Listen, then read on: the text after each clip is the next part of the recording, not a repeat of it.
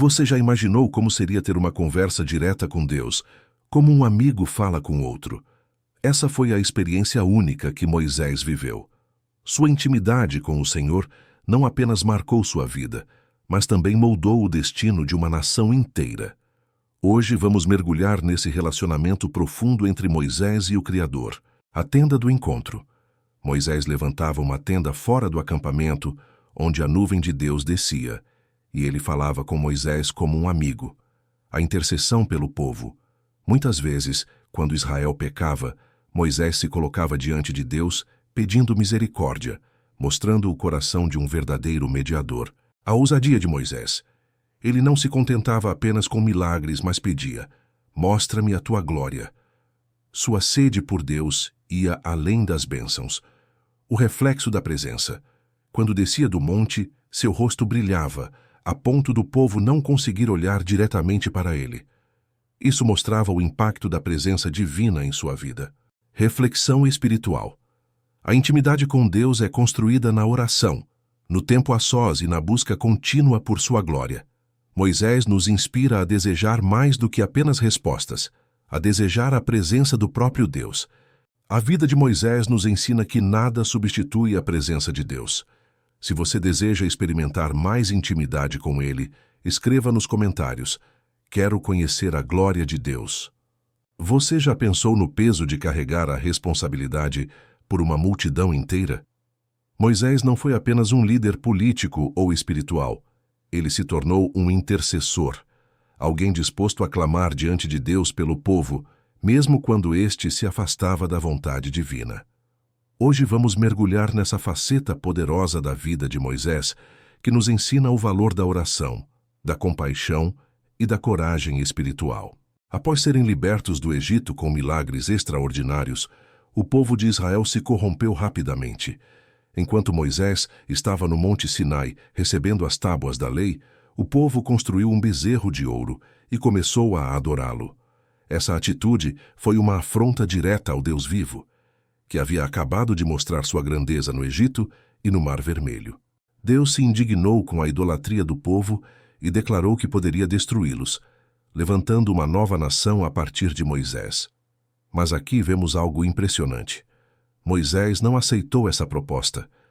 Em vez de pensar em si mesmo, ele se colocou diante de Deus, pedindo misericórdia pelo povo. Moisés chegou ao ponto de dizer: se perdoares o pecado deles, perdoa. Se não, risca-me do teu livro. Êxodo 32:32. Essa frase revela um coração pastoral, disposto até a abrir mão da própria vida em favor de outros. Ele não era apenas um líder, mas um intercessor que carregava o peso da nação. Deus ouviu a oração de Moisés e decidiu não destruir o povo por completo. Claro, houve disciplina, mas a intercessão de Moisés foi fundamental para que a história de Israel não fosse interrompida ali. Esse não foi um episódio isolado. Diversas vezes o povo murmurou, se rebelou ou desobedeceu, e Moisés se colocava entre eles e Deus. Em Números 14, quando os espias voltaram com medo da terra prometida e o povo quis voltar para o Egito, Deus novamente se irou. Mais uma vez Moisés clamou pedindo perdão e lembrando a aliança divina. A intercessão tem poder para mudar destinos. Um verdadeiro líder não busca sua própria glória, mas a vida e o bem-estar do povo. A oração não é apenas pedir por nós mesmos, mas carregar diante de Deus as necessidades dos outros. Assim como Moisés, somos chamados a interceder por nossa família, nossos amigos, nossa cidade e até nossa nação. Moisés aponta para Cristo, o maior intercessor de todos, que não apenas orou por nós, mas entregou a própria vida para que fôssemos salvos. A vida de Moisés como intercessor nos mostra que a oração pode mudar a história de pessoas e até de nações. Se você deseja ter esse espírito de oração, escreva nos comentários: quero ser um intercessor fiel diante de Deus. Você já imaginou passar 40 anos sendo preparado em silêncio, longe das multidões, sem palco, sem fama, apenas no deserto? Essa foi a escola de Moisés. Hoje vamos descobrir como Deus transformou um fugitivo em um dos maiores líderes da história, mostrando que os desertos da vida podem ser o lugar onde nascem os verdadeiros homens e mulheres de Deus. Moisés havia sido criado no palácio de Faraó, com acesso à melhor educação, riqueza e poder. Porém, ao ver a opressão de seus irmãos hebreus, tomou uma atitude precipitada e matou um egípcio. Isso o obrigou a fugir para Midian, tornando-se um exilado e pastor de ovelhas. Essa transição drástica, de príncipe do Egito para simples pastor, parece uma queda irreversível, mas era exatamente o que Deus estava preparando. No palácio, Moisés aprendeu sobre liderança, governo e estratégia. No deserto, aprendeu sobre humildade, dependência e paciência.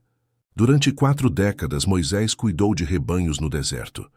Muitos poderiam pensar que sua história havia terminado ali. Mas Deus estava trabalhando em seu caráter. O deserto não era punição, era treinamento. Foi nesse tempo que Moisés aprendeu a guiar, a esperar e a ouvir. No Monte Horebe, enquanto apacentava as ovelhas, Moisés se deparou com algo sobrenatural. Uma sarça que ardia em fogo, mas não se consumia. Ali, Deus o chamou pelo nome e revelou o propósito de sua vida: libertar Israel da escravidão do Egito. Moisés resistiu, apresentou desculpas, disse que não tinha eloquência, mas Deus o convenceu de que a missão não dependia de suas habilidades, e sim do poder divino. O deserto é lugar de preparação, não de abandono. Os períodos de silêncio de Deus são, na verdade, processos de moldagem. Deus não chama os capacitados, Ele capacita os que chama. O que parece fracasso pode ser apenas o início de uma nova fase.